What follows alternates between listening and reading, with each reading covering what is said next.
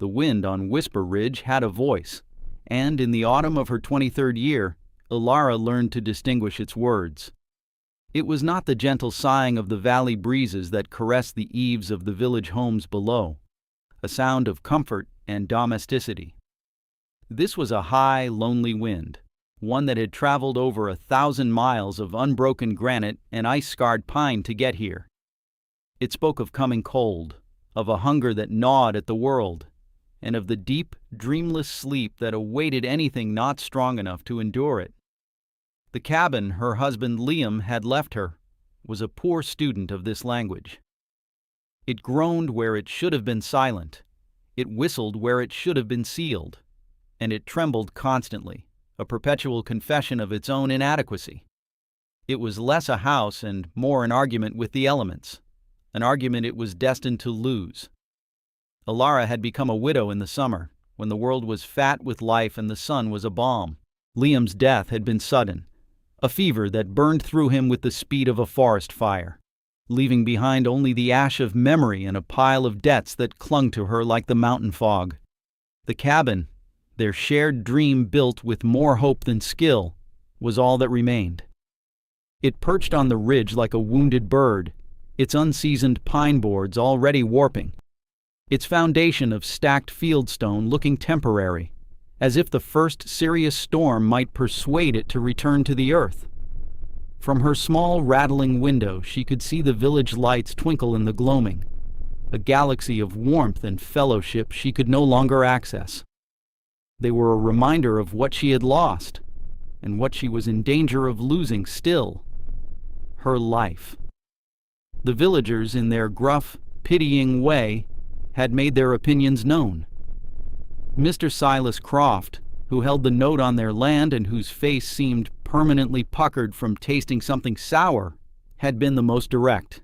He had stood on her porch, his thick boots scuffing the boards Liam had laid, and declared the place a death trap. "You're a young woman, Ilara, not a mountain goat. This is no place to winter alone. The cold will take you before the snow melts. Come down to the village. I'll see you get a room at the boarding house. Work in the kitchens. Sign the deed over to me and we'll call the debt square." His words were framed as kindness, but his eyes, small and dark like currants, had lingered on the tall stands of old-growth pine at the edge of her property. He didn't want to save her. He wanted to harvest her legacy. Thomas, the blacksmith and Liam's closest friend, had been gentler. His hands, broad and calloused from a lifetime of wrestling with iron and fire, were surprisingly tender as he'd inspected the cabin's shoddy joinery. Liam was a good man, Ilara, but he was a dreamer, not a carpenter. This place, it leaks heat like a sieve. The hearth is massive, aye, but you'll burn every tree on this ridge just to keep from freezing. He had offered her a room in his own small house behind the smithy, an offer of genuine charity that stung her with the salt of its pity. She saw in his kind, worried face the reflection of her own failure, a woman unable to manage even the simple task of keeping a roof over her head. She had thanked him, her voice a dry whisper, and told him she needed time to think. But time was the one thing the wind promised was running out. Each morning the frost lay heavier on the ground, a silver shroud creeping closer to her door. The squirrels moved with a frantic energy, and the high-flying geese had long since painted their farewells across the bruised autumn sky. Desperation was a cold companion, but a clear-eyed one. It stripped away pride and pleasantries, leaving only the hard, unvarnished truth of her situation. She could retreat to the village and become a ward of its charity, a ghost haunting the edges of other people's lives, forever the poor widow from the ridge. Or she could stay. She could face the winter in this flawed, foolish house and likely die. The choice felt less like a choice and more like two different ways of being buried. It was during one of those long, silent afternoons, when the only sound was the chattering of the window panes, that the idea first began to stir. It wasn't a flash of brilliance, but a slow, quiet unearthing of something long buried. She was cleaning the great stone hearth, a monstrous thing of granite and river rock that took up nearly a quarter of the small cabin. Liam had built it first, the heart of the home, before the walls had even gone up. He'd been so proud of it, its deep firebox and the sheer mass of stone that soared up through the roof. Everyone had said it was too big, a foolish waste of space and effort. Yet as she ran her hands over the stones, even now, hours after the morning's small fire had died to embers, they held a deep and resonant warmth. It was a patient heat, a stored memory of fire. Her mind drifted back to her grandmother, a woman who had lived in the old country, in a house made of sod and stone. She told Alara stories of winters so fierce they would seal the door with snow and not emerge for months. She spoke of the Kachelofen, the great ceramic stoves of her homeland, which were fired only once or twice a day. They didn't heat the air, she'd said. They heated the mass. They warmed the bones of the house itself, and the bones of the people within it. They held the heat, she would say, tapping her chest, like a secret joy. The air can be a traitor. It will steal your warmth and give it to the wind.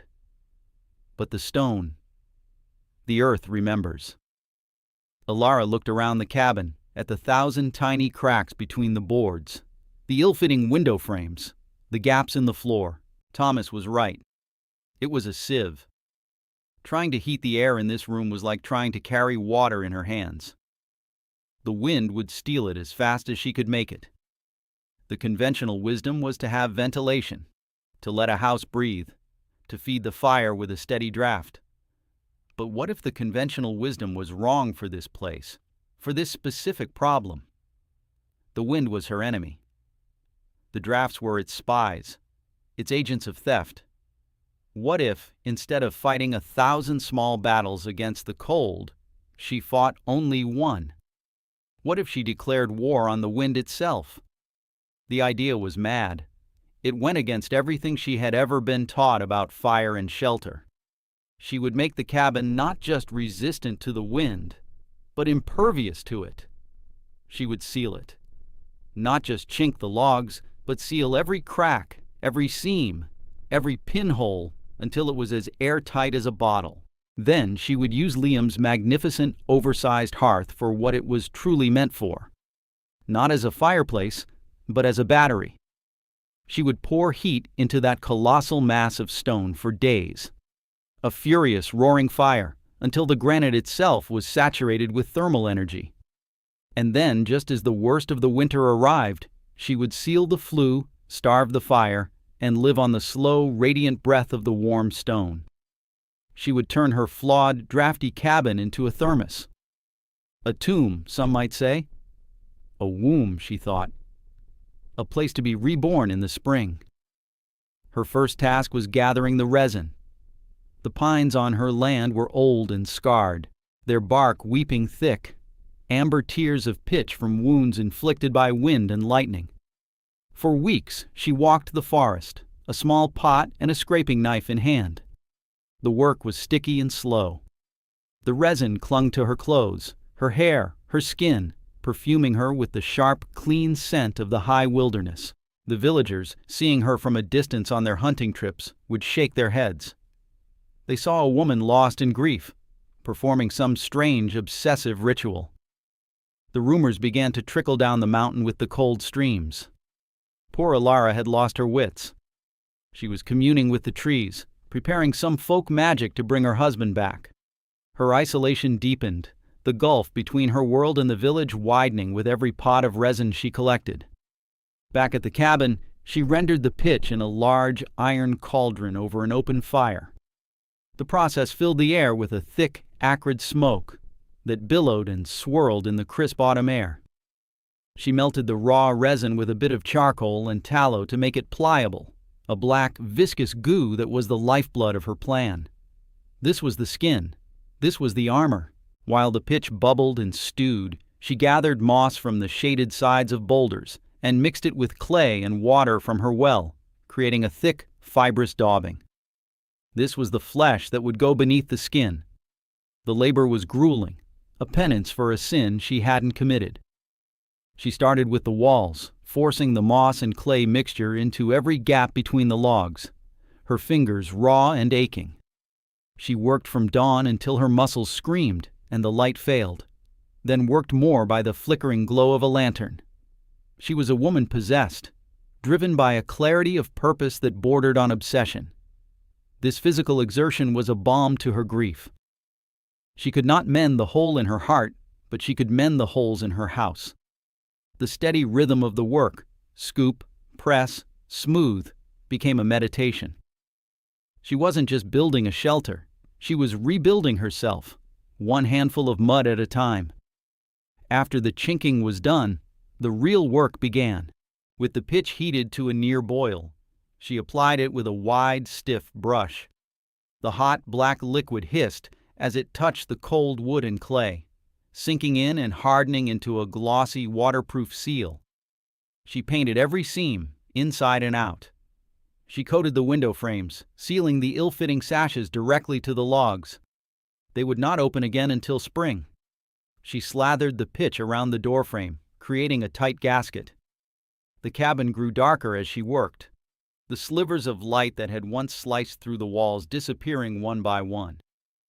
The air inside grew still and close, tasting of pine and hot tar and earth. The wind's voice was muffled, its constant nagging reduced to a distant murmur. The argument was ending. Thomas came to visit one afternoon, his face a mask of concern. He found her on a crude ladder, her face smudged with soot and pitch, applying the black sealant to the eaves. "Alara, what in God's name are you doing?" He gestured at the cabin, which now looked as if it had been scarred by a fire, its seams weeping black tears. "The whole village is talking. They're calling this Alara's coffin." She looked down at him, her eyes tired but her gaze steady. "I'm making it warm, Thomas. You said it leaked heat. I'm stopping the leaks. By making it airtight, you'll suffocate. A fire needs to breathe. A house needs to breathe. This is madness." His voice was pleading, the voice of a man watching a friend walk toward a cliff's edge. "Let me help you. We can board up the north wall, pack it with sod. There are sensible ways. I appreciate your concern, Thomas. Truly. But this is my way." She turned back to her work, dipping the brush into the steaming bucket. The gesture was a clear dismissal, and the finality in her tone left no room for argument. He stood there for a long time, watching her, the scent of hot pitch sharp in his nostrils. When he finally left, his shoulders were slumped in defeat. He had tried to save his friend's widow, and he had failed. He was sure of it. The next visitor was Mr. Croft. He did not come with offers of help, but with an air of smug authority. He dismounted from his horse and surveyed the cabin with a contemptuous sneer. "I see you've been busy," he said, his voice dripping with condescension. "Redecorating. I've had men in the village, good men, tell me you're sealing yourself in. They say you mean to die in there. Frankly, it's a problem for me. It's a bad business to have a woman freeze to death on a property I hold the note for." "I don't intend to freeze, Mr. Croft." "Don't you?" He scoffed. "Then you're a bigger fool than I thought. This is my final offer. Sign the deed. I'll forgive the debt and see you settled. If you refuse, I'll have the magistrate declare you unfit to manage your own affairs by reason of grief-addled delusion. This structure is unsafe. Your actions are unsafe. I will have you removed for your own good." He was not making a threat. He was stating a fact. He held the power, the law, and the entirety of public opinion on his side. "I need until the first big snow," she replied, her voice dangerously quiet. "Let the winter decide. If I'm wrong, the house will be yours. The land will be yours. There will be no one left to object." Croft considered this. A flicker of cruel amusement crossed his face. The idea of winning by default, of having the very elements do his work for him, appealed to his sense of order. "The first blizzard is forecast for the end of the week. They say it will be a monster." "Very well. Let the winter decide." He mounted his horse, a self-satisfied smirk on his lips. "I'll come and collect the deed in the spring. Try not to make a mess." His departure left a silence that felt heavier than sound. The ultimatum had been delivered. The test was set. Now all that was left was the final preparation. She spent the next 3 days hauling wood. She didn't just stack it outside. She brought it in, piling cords of seasoned oak and birch against the walls, until the small living space was more woodpile than room. She left only narrow paths to her cot, her small table, and the hearth. She filled every container she had with water from the well. She brought in her stores of smoked meat, dried apples, and flour. When she was done, the cabin was a fortress, a storeroom, an ark prepared for a long and bitter flood. Then she began to feed the stone. She started a small fire, then slowly, methodically, built it into a roaring inferno. The firebox of Liam's hearth was deep enough to take logs 4 feet long, and she kept it filled. For 3 days and 3 nights, the chimney belched a thick column of smoke that rose straight into the windless, heavy sky. The air grew thick with anticipation. The world seemed to be holding its breath. Inside the cabin, a profound, almost oppressive heat began to build. The stone mass of the hearth soaked it up, drinking the fire's energy. The granite blocks became too hot to touch. The air shimmered. The very walls seemed to hum with stored power. She did not sleep. She was a priestess tending a sacred flame, her ritual demanding absolute devotion. On the 3rd day, the sky turned the color of old pewter. The temperature plummeted. A strange, expectant hush fell over the forest. The wind died completely. This was the calm, the deep inhale before the storm's first scream. Thomas arrived just as the first flakes of snow, tiny and hard as sand, began to skitter across the frozen ground. His face was etched with a desperate urgency. "Alara, this is your last chance. The barometer is lower than I've ever seen it. Old Man Hemlock says he hasn't seen a sky like this since the Great White Death of '78, the one that took his whole flock. This isn't a storm, it's a reckoning. Please, come with me." She met him at the door, a strange, serene look on her pitch-smudged face. The heat that rolled out of the cabin was a physical blow, a wave of arid warmth that made him recoil. "I'm safe here, Thomas. Safer than anywhere else." "Safe?" he cried, his voice cracking. "You're in an oven, a sealed tomb." He could see the madness in her eyes, the feverish glow of a zealot. He saw a woman he cared for choosing to die for a principle he could not comprehend. His heart broke. He reached out as if to grab her, to drag her to safety, but she stepped back. "Go, Thomas. Keep your own fire high. And block your drafts. Block them all." Defeated, he turned away. The snow was coming faster now, beginning to cling to his coat. As he trudged down the path, he did not look back. He could not bear to see the place where his friend's wife was going to die. Alara watched him until he was swallowed by the thickening snow. Then she turned and went back inside. The time had come. She took the large, flat stone she had shaped for this very purpose, and, using a thick leather apron to protect her hands, she sealed the chimney flue from the inside. The last sliver of connection to the outside world was severed. The fire, starved of its draft, gave a final hungry roar and then began to die, its flames sinking into a deep, incandescent bed of coals. Next, she went to the door.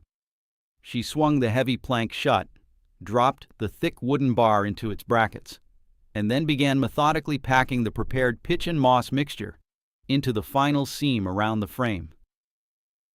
The last of the gray daylight vanished. She was now in absolute darkness, a warm, silent, and profound blackness, broken only by the sullen red glow of the dying embers in the hearth. The first howl of the blizzard struck the cabin, an impotent fist against her fortress walls. It could scream all it wanted. It could not get in. The world outside ceased to exist. There was no day or night, only the sealed, warm darkness of the cabin. The roar of the blizzard was a distant, muffled thing, the sound of a beast raging outside a cave it could not enter.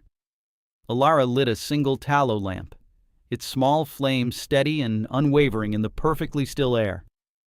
There were no drafts to make it dance. The silence was absolute, broken only by the sound of her own breathing and the occasional soft creak of the roof timbers settling under a growing weight of snow. The heat was not the scorching, aggressive heat of a fire, but a gentle, pervasive warmth that emanated from the great stone heart of the cabin. It was the warmth of the earth on a summer day, a deep and abiding comfort that soaked into her bones. She ate, she slept, she moved about her small, constricted world with a placid sense of calm. She had made her wager, and now she was living within its consequence. The fear was gone, replaced by a quiet, waiting certainty. For Thomas, the world was a howling white nightmare. The storm hit the village with a fury that defied memory. The wind drove the snow horizontally, piling it into drifts that buried fences and sheds, climbing the walls of houses with a malevolent intelligence. The cold was a physical entity, a predator that sought out every crack, every loose pane, every poorly chinked log. In his own sturdy house, the fire in his hearth, though fed constantly, seemed to produce no heat. The wind coming down the chimney fought his flames, puffing smoke and soot back into the room. The drafts he'd never noticed before became icy daggers. Despite his best efforts, the temperature inside dropped steadily, past freezing, and then further still. He and the other villagers were fighting a losing battle, their homes bleeding warmth into the maelstrom. On the second night of the storm, the roof of Silas Croft's large, well-appointed house gave way under the immense weight of the snow. The structure, built for show more than for the realities of the high country, collapsed, and Croft and his wife were lost. Others in the village were faring little better. The cold was relentless. It was a siege, and they were the besieged, their supplies of firewood, warmth, and hope dwindling with every passing hour. Thomas, huddled in blankets near his failing fire, found his thoughts turning again and again to Alara. He had pictured her frozen, a tragic monument to stubbornness. But now a different image began to form in his mind. He remembered the wave of solid, stable heat that had rolled out of her doorway. He recalled her strange serenity. He had called it madness. What if it had been wisdom? A desperate, irrational hope seized him. It was a fool's errand, a suicidal impulse, but he could not stay where he was. He had to know. Bundling himself in every layer of clothing he owned, he took a shovel and a lantern and stepped out into the blizzard. It was like stepping into a different world, a chaotic, formless universe of wind and blinding white. He could not see more than 2 feet in front of him. The journey up to Whisper Ridge, normally an hour's walk, became an epic struggle against the elements. The wind tore at him and the snow was so deep he had to wade through it, sometimes crawling on his hands and knees. He was guided only by instinct and a faint memory of the landscape. Several times he thought he was lost, that he would simply lie down and let the white sleep take him. But the image of Alara's calm face and the memory of that impossible warmth drove him on. He found the cabin more by touch than by sight, stumbling into a vast, sloping wall of snow. He realized it was a drift that had completely buried the structure. There was no roof, no door, no window visible. It was just a featureless mound. Panic seized him. He had been wrong. She was entombed. He began to dig frantically with his hands and his shovel, screaming her name into the wind. His voice immediately ripped away and lost. He dug until his muscles burned, and his lungs felt as if they were filled with ice. He was about to give up, to collapse into the snow, when his shovel struck something hard. Wood. He had found the door. He cleared the snow away as best he could and began to beat on the thick planks with his fists. Alara, Alara, in God's name, are you in there?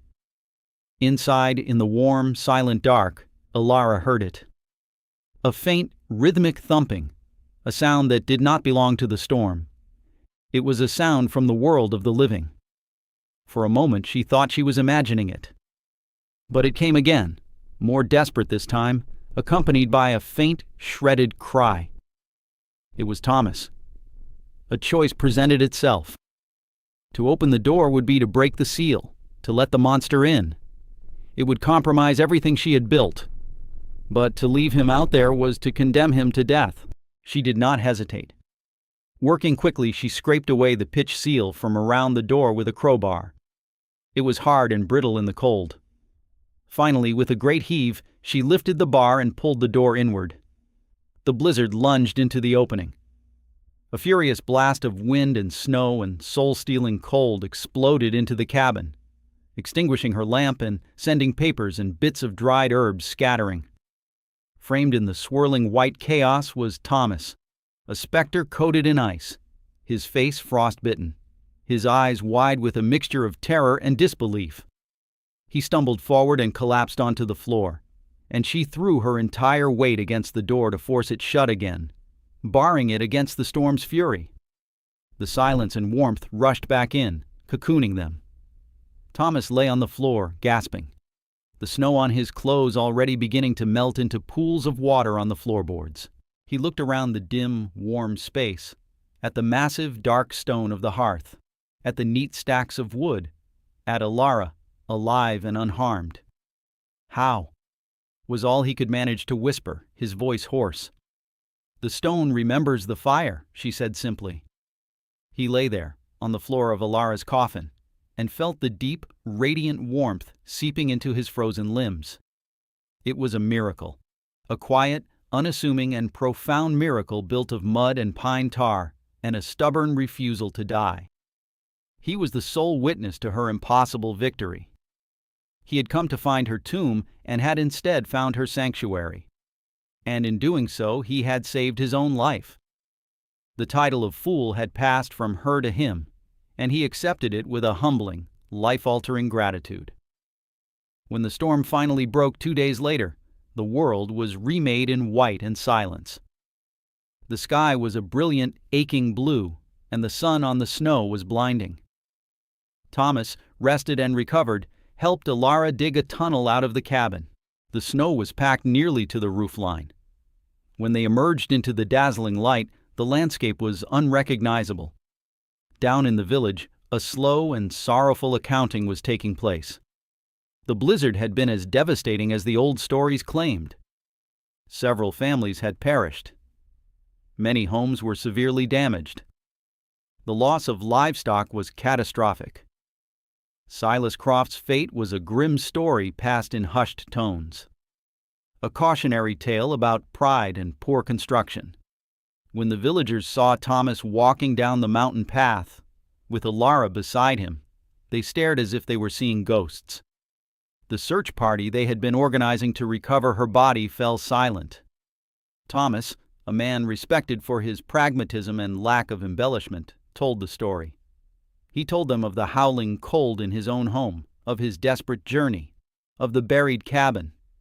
He described the moment the door opened, the blast of warmth, the quiet, calm sanctuary within.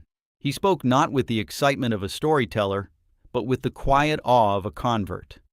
They called it Ilara's coffin, he told the assembled crowd, his voice resonating with shame and conviction. They were wrong. We were all wrong. It wasn't a coffin. It was an ark. And she is the reason I am standing here today. The community's perception did not just shift. It shattered and reformed itself around a new and undeniable truth. The woman they had pitied and mocked, the mad widow of the ridge, was now something else entirely. She was the one who had understood the wind. She was the one who had understood the stone. She held a deeper knowledge than any of them. The scorn turned to respect, and the respect to a quiet, wondering awe. They no longer saw a fragile victim of circumstance, but a figure of immense strength and uncanny wisdom. The name they had for her changed. They began to call her the Stone Woman, a title of reverence, a recognition that she, like the granite heart of her home, possessed a deep and enduring strength. In the years that followed, the lesson of Ilara's cabin was slowly absorbed into the bones of the community. That spring, men who had once laughed at her began to make pilgrimages up to Whisper Ridge. They came not with pity, but with questions. They looked at the pitch-sealed seams and the massive central hearth with new eyes. Ilara, patient and direct, explained the principle. Not the science of it, for she did not know the words for thermal dynamics or radiant heat, but the simple observable truth of it. You don't fight the winter. You store the summer. You don't warm the air, which is fickle. You warm the stone, which is faithful. Thomas was the first to build his own. He constructed a new smithy, and at its center he built a massive brick forge and chimney stack, insulating the walls and sealing them tight. His new home became a bastion of warmth, a testament to the new way. Others followed suit. The design became known as Ilara's hearth, or a stone core. New houses were built with a massive central chimney, and old houses were retrofitted. The architecture of the entire valley began to change, adapting itself to the hard-won wisdom of the woman on the ridge. The flimsy, drafty cabins of the past were replaced by solid, sealed structures that could weather the fiercest storms in quiet, steady warmth.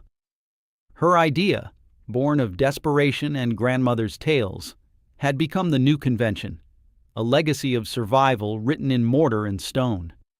Ilara never left Whisper Ridge. She lived out her days in the small cabin that had been both her crucible and her salvation. She never remarried, finding a quiet and profound companionship in the mountain, the seasons, and the steady, silent presence of the stone. She became the village's wise woman, a source of practical knowledge and quiet counsel. People would bring her their problems, not just about building or surviving, but about life, about loss, about endurance. She would listen, her gaze as steady as it had been on the day she'd faced down Thomas and Croft. And her answers were always simple, direct, and rooted in the fundamental truths she had learned during that long, dark autumn. Decades later, long after Ilara had passed into memory, a young traveler was taking shelter from a sudden autumn squall in the valley's tavern. He remarked on the unusual construction of the building, its thick, well-sealed walls, and the colossal stone fireplace that dominated the common room, radiating a gentle warmth, though the fire within was just a bed of coals. The innkeeper, an old man whose grandfather had been a boy when the Great White Death came, simply nodded and smiled. "It's the stone woman's way," he said, as if that explained everything. "We learned a long time ago that the loudest voice, the howling wind, is not the one to listen to. True strength, true warmth, comes from the quiet things, from the heart of the stone. It's a lesson the earth teaches, but only if you're desperate enough or brave enough to listen." The traveler looked at the glowing embers and the solid, silent stone surrounding them, and he felt the truth of the old man's words, a warmth that had nothing to do with the fire. It was the enduring legacy of a lone woman who, faced with the overwhelming force of the world's doubt and nature's fury, had chosen not to fight, but to understand. She had sealed her windows and, in doing so, had opened a door to a wisdom that would keep her entire community safe for generations to come. The world is full of worthless things, abandoned cabins, forgotten knowledge, people cast aside. But value is not a thing that is inherent. It is a thing that is created, unlocked by a new way of seeing. The greatest treasures are often not discovered, but revealed, hidden in plain sight, waiting for a mind willing to look foolish in the pursuit of a deeper truth.